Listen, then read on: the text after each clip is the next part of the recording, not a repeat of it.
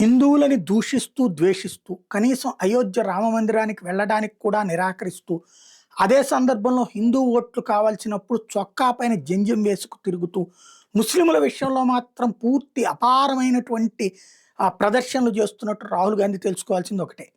ముస్లిముల కోసం మాత్రమే కాంగ్రెస్ పార్టీ పనిచేస్తే కనుక కాంగ్రెస్‌కి పోటీగా ప్రాంతీయ పార్టీలు కుప్పలు తెప్పలున్నాయి.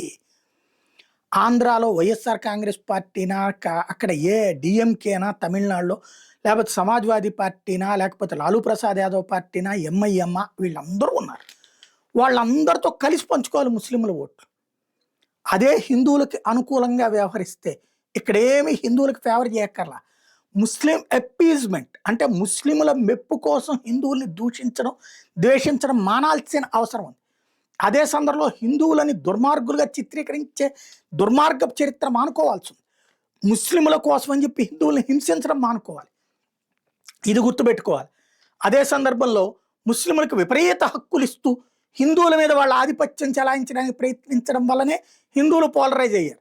ఈవేళ భారతదేశంలో హిందూ పోలరైజేషన్ పెరుగుతోంది, భారతీయ జనతా పార్టీ ఎదుగుతోందంటే అది భారతీయ జనతా పార్టీ హిందువులకు పెద్దగా చేసింది ఏం లేదు. కానీ హిందువుల వాదల పట్ల సానుభూతితో ఉంది, సంఘీభావంతో ఉంది. హిందువులకి ఆ బాధలు క్రియేట్ చేస్తుంది ఎవరు? ఎన్డీఏ భాగస్వామి పక్షాలు. ఇప్పుడు ఆ తిరుపరకుందరం దగ్గర చేస్తున్నట్టు స్టాలిన్ దుర్మార్గానికి హిందువుల్లో ఆగ్రహం రగలబట్టినే కదా ఏ బీజేపీ అక్కడ తోడుంది.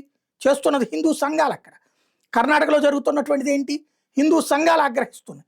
తెలంగాణలో జరుగుతున్నది ఏంటి? హిందువులు మండిపడుతున్నారు.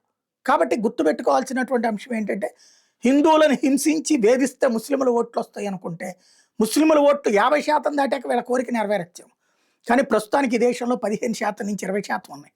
దానికోసం ప్రయత్నిస్తే 80% కోల్పోవాల్సి వస్తుంది అన్నది గుర్తుపెట్టుకోవాలి.